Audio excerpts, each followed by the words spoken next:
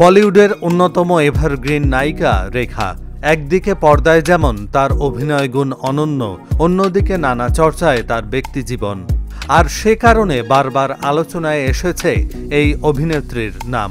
অমিতাভ বচ্চনের সঙ্গে সম্পর্কের গুঞ্জন, স্বামী মুকেশ আগারওয়ালের মর্মান্তিক মৃত্যু, সব মিলিয়ে রেখার জীবন যেন সিনেমার মতোই।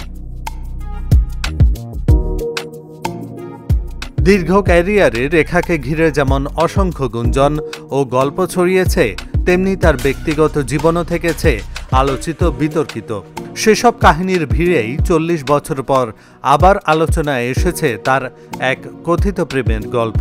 শোনা যায় পাকিস্তানের সাবেক ক্রিকেটার ও রাজনীতিবিদ ইমরান খানের সঙ্গেও নাকি প্রেম ছিল নায়িকার। বলা বাহুল্য, তখন ইমরানের জনপ্রিয়তা ছিল তুঙ্গে।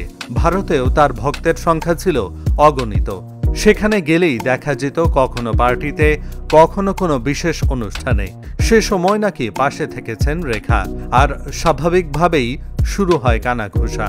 প্রশ্ন উঠতে থাকে, তারা কি শুধুই বন্ধু, নাকি এর চেয়েও বেশি কিছু?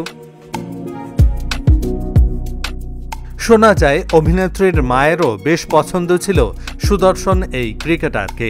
এমনকি তিনি নাকি এক জ্যোতিষীর কাছে গিয়েছিলেন জানতে ইমরান তার মেয়ের জন্য উপযুক্ত জীবনসঙ্গী হতে পারেন কিনা। যদিও সেই জ্যোতিষী কি বলেছিলেন তা আজও রহস্য। তাদের ঘনিষ্ঠতা নিয়ে যত আলোচনা হোক, পত্রপত্রিকায় যতই তাদের নিয়ে লেখালেখি হোক, সম্পর্কটা কোনোদিনই আনুষ্ঠানিক পথে গড়ায়নি। বিয়ে তো দূরের কথা, প্রকাশ্যে প্রেমের স্বীকৃতিও দেননি কেউ। তবু তাদের নাম জড়িয়ে থাকা সেই অধ্যায় আজও বলিউড আর ক্রিকেট দুনিয়ায় রয়ে গেছে এক অজানা কাহিনী হয়ে। গসিপের পাতায় যখনই ফিরে আসে, দর্শকের কৌতূহল আবারও জেগে ওঠে তাদের ঘিরে। এহসানুল হক, ঢাকা জার্নাল।